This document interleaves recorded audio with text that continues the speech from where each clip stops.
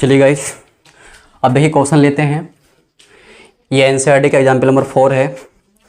ठीक है, ये जो एग्जाम्पल है आपका एनसीईआरटी का है। इससे पहले हम 3 एग्जाम्पल कर चुके हैं। ठीक है, अब 2 एग्जाम्पल और करेंगे हम 4 और 5। और 4 और 5 जो है हमारे टॉपिक से रिलेटिव है, जो हमने अभी पढ़ा है आव्यूह की समानता। ठीक है, समानता पे ये क्वेश्चन है। अब इसमें देखो दिया जा रहा है एक आव्यूह दिया है और एक आव्यूह ये दिया है, और दोनों आव्यूह के बीच में क्या लगाया है इन्होंने, बराबर का चिन्ह लगाया है। और बराबर का चिन्ह लगाने का अर्थ है कि ये वाला आव्यूह इस वाले आव्यूह के समान है, बराबर है। इन्होंने पहले कह दिया। ठीक है, हमने क्या पढ़ा था, 2 आव्यूह अगर हमें समान चेक करने हैं कि वो समान है या नहीं है, तो उनकी कोटि समान होनी चाहिए और उनके संगत अवयव समान होने चाहिए। क्लियर है? तब वो क्या होते हैं, समान होते हैं। अब यहाँ पे बात उल्टी हो रही है। वहाँ पे समान होने के लिए समान कोटि के आव्यूह हों और दोनों आव्यूह के प्रत्येक संगत अवयव क्या होने चाहिए, समान होने चाहिए। लेकिन यहाँ पे क्या बात उल्टी है। उल्टी क्या है, इस बार समान पहले से दिया है। वहाँ पे हम समान चेक कर रहे थे, यहाँ समान पहले से दिया है। अब अगर समान पहले से ही दिया है, ये वाला आव्यूह इसके समान है, तो पक्का इन दोनों की कोटि क्या होंगी, समान होंगी। चेक भी कर सकते हैं। देखो इसमें पंक्ति हैं 1 2 3 और स्तंभ भी कितने हैं, 3। तो ये जो आपका है 3/3 का है और ये भी आपका 3/3 का है। दोनों की कोटि समान है। ठीक है, दूसरी कंडीशन क्या होती है हमारी, दोनों के संगत अवयव क्या होंगे, समान होंगे। क्लियर है? अगर आपके 2 आव्यूह क्वेश्चन में पहले से कह दिए हैं कि वो दोनों आव्यूह समान हैं, तो पक्का उनकी कोटि समान होगी और दूसरा उनके संगत अवयव क्या होंगे, समान होंगे। क्लियर है गाइस? इस बात से हम इस क्वेश्चन को करने वाले हैं। तब क्या कह रहा है ये, अगर ये वाला आव्यूह इस आव्यूह के समान है हो, तो इसमें जो आपके A B C X Y तथा जेड जो आए हैं इनके अंदर, उनके मान आपको ज्ञात करने हैं। ठीक है, क्वेश्चन में पहले कह दिया है दोनों आव्यूह आपके समान हैं। अगर ये समान हैं तो इनके मान आपको बताने हैं। चलिए गाइस सॉल्व करते हैं।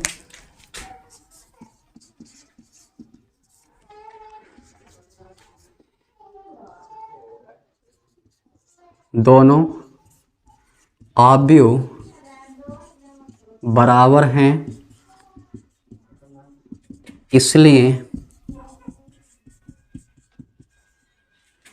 इसलिए इनके प्रत्येक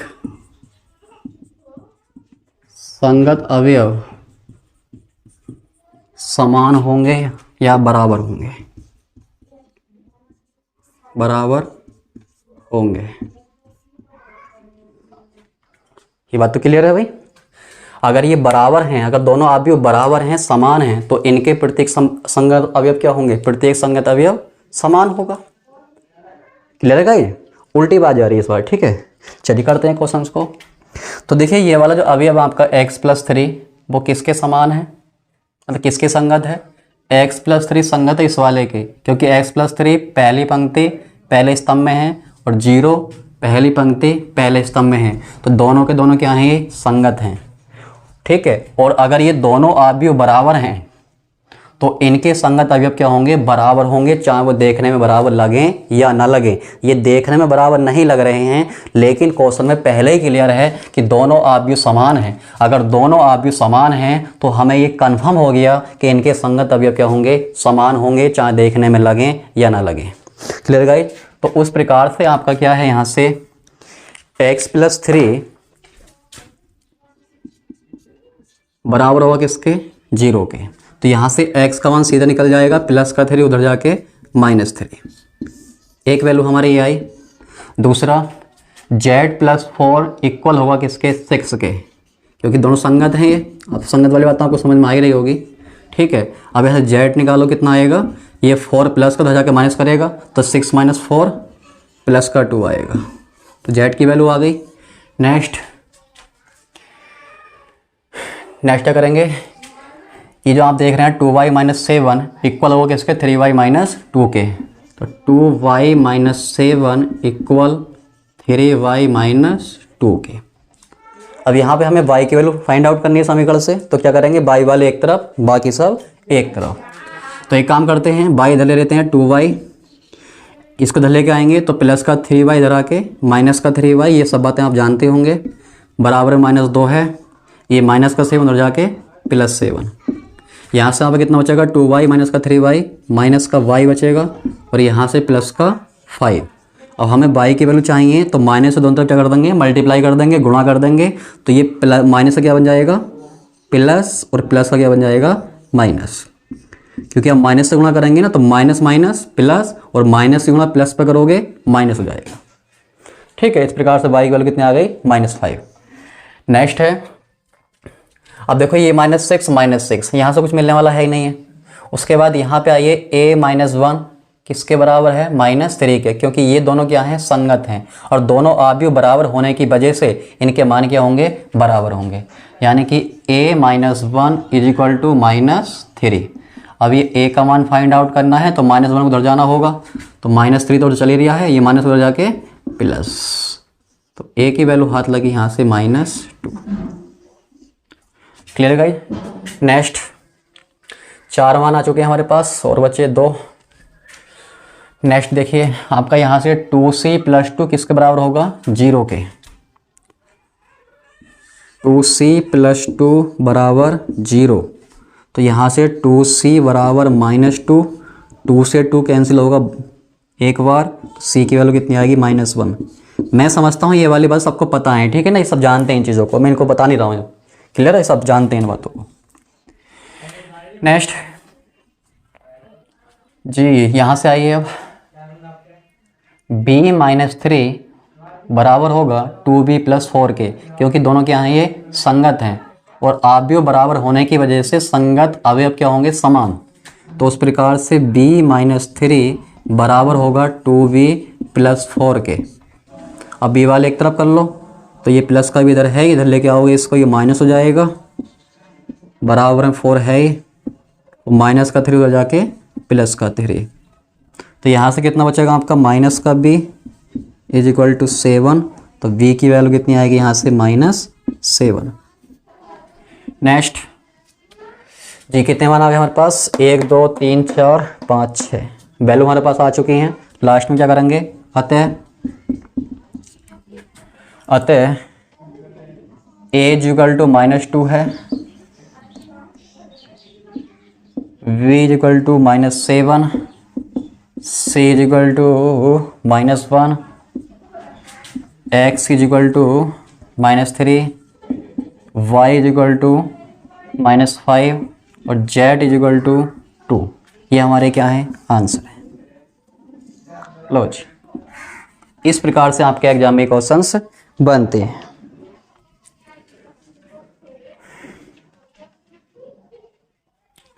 चलिए एक बार आंसर चेक कर लेते हैं इसके। ठीक है,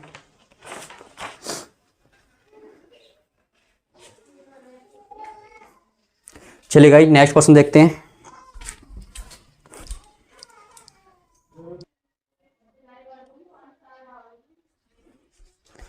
चलिए गाइस हमारा नेक्स्ट एग्जाम्पल है एग्जाम्पल नंबर 5। ये एनसीईआरटी का हमारा एग्जाम्पल नंबर 5 है, ठीक है, और ये प्रश्नावली 3.1 के लिए लास्ट एग्जाम्पल है। इसके बाद हम नेक्स्ट क्लास में अपनी एक्सरसाइज को शुरू करेंगे, ठीक है, और जितना हमने सब पढ़ा है वो आपका 3.1 को कवर कर जाएगा। Clear guys. चलिए देखिए इसमें जो आपका क्वेश्चन इस प्रकार से है, इसमें 2 आव्यूह दे रखे हैं, एक आव्यूह ये दिया है और एक आव्यूह ये दिया है, और दोनों आव्यूह के बीच में आपका जो चिन्ह लगा है वो क्या चिन्ह है, बराबर का चिन्ह है। और इस बराबर का क्या मतलब होता है कि आपका ये आव्यूह और ये आव्यूह आपस में क्या है, ये बराबर है। अगर 2 आव्यूह के बीच में बराबर का चिन्ह लगा है इसका मतलब वो दोनों आव्यूह क्या हैं, बराबर हैं, समान हैं। ये बात हम पीछे कर चुके हैं। और वो समान नहीं हैं तो क्या होता है, इस तरह से दिखाया जाता है। अब अगर ये दोनों आव्यूह हमारे बराबर का चिन्ह लगा है तो इसका मतलब क्या है, दोनों आव्यूह बराबर है। क्लियर है। और अगर आव्यूह समान होते हैं तो उनके संगत अवयव क्या होते हैं, समान होते हैं। ठीक है, चलिए तो इन्हें 2 आव्यूह बराबर दे के क्या पूछ रहा है आपसे, ABCD के मान ज्ञात कीजिए। ठीक है, यहाँ पे ABCD जो आपके इन आव्यूह में ABCD आए हैं उनका हमें मान आपको बताना है। चलिए गाइस शुरू करते हैं। तो क्वेश्चन में पहले ही क्या पता है हमें कि ये वाला आव्यूह इस वाले आव्यूह के बराबर है, ठीक है। तो यहाँ पे क्या दिया हुआ है, दोनों आव्यूह समान है यानी कि बराबर है,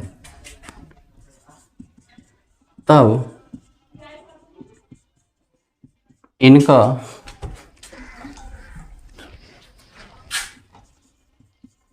प्रत्येक संगत अवयव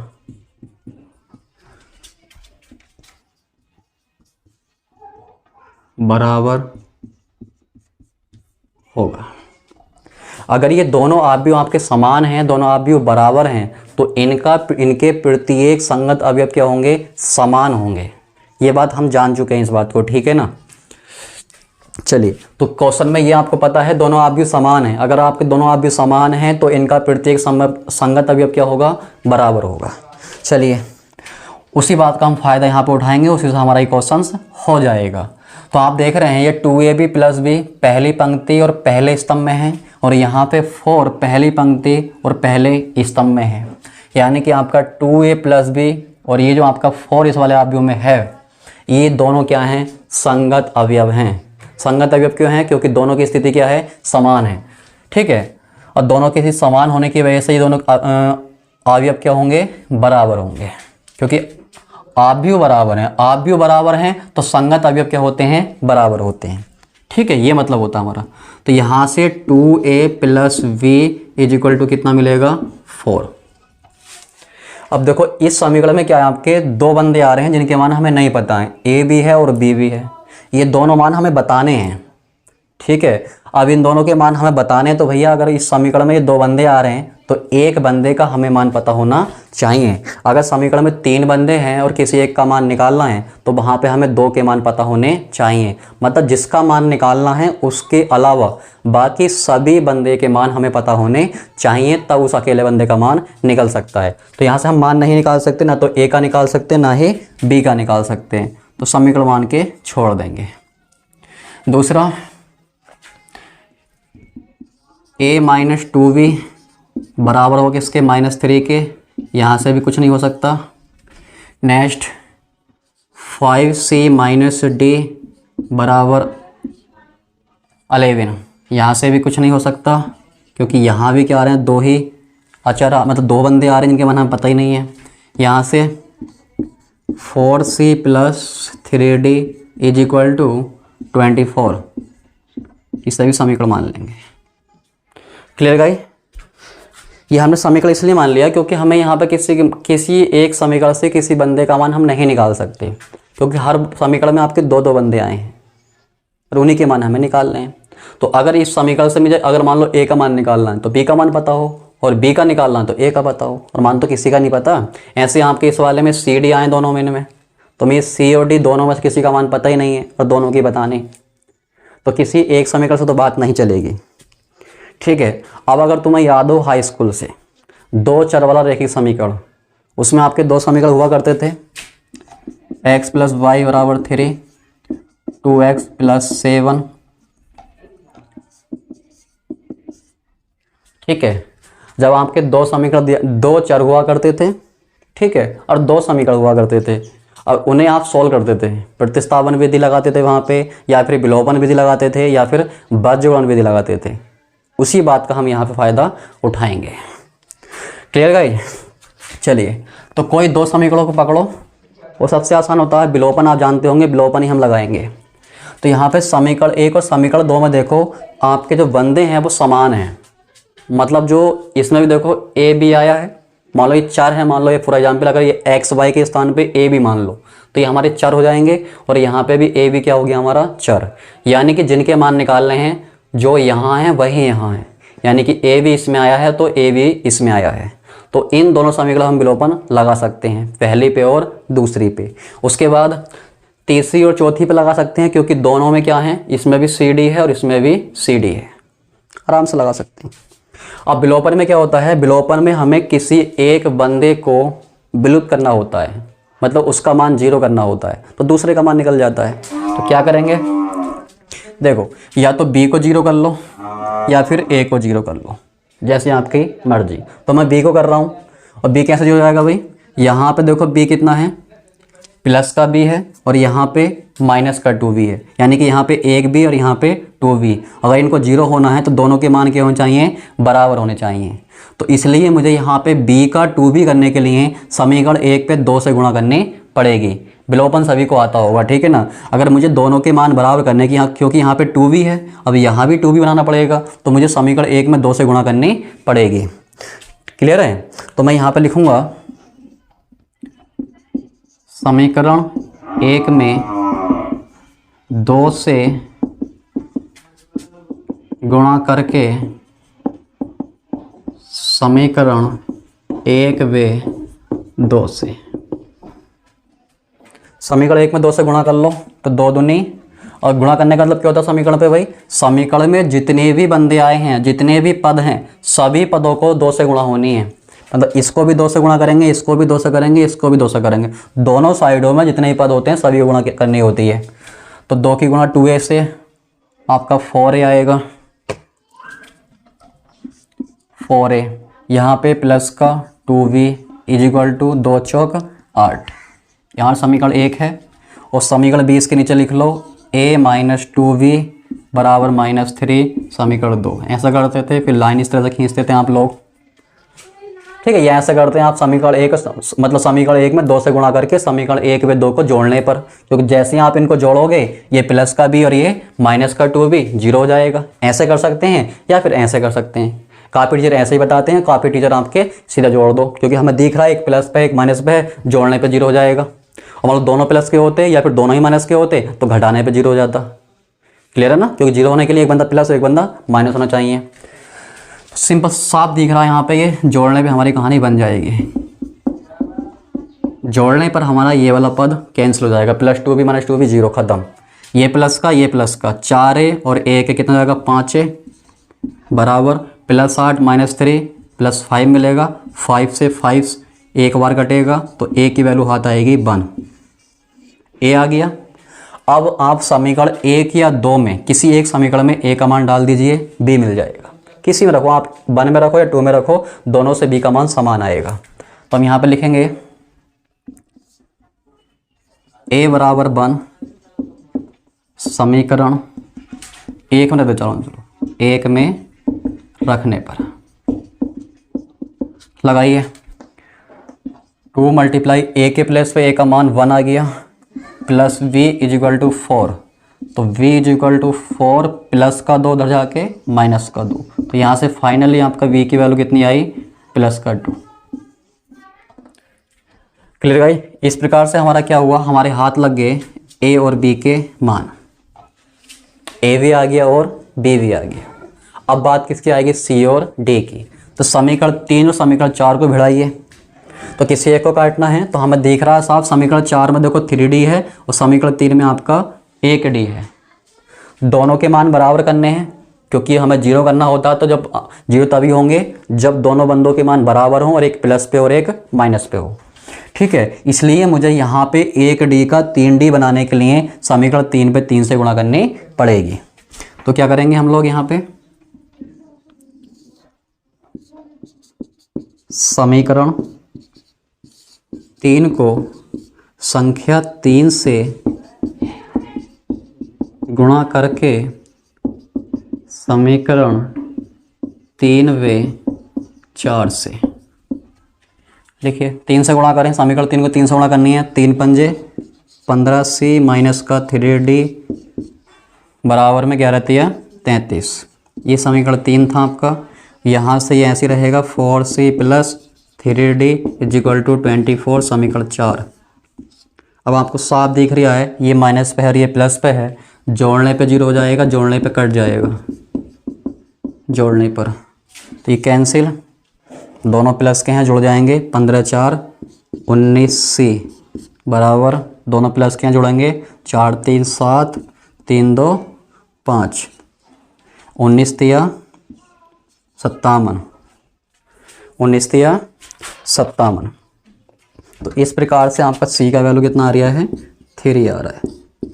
अब ये सी का मान आप चाहे समीकरण 3 में लगा दो चाहे 4 में लगा दो, आपकी इच्छा है। ठीक है, तो हम क्या करेंगे, यहाँ से लिखेंगे सी बराबर 3 समीकरण 3 में रखने पर,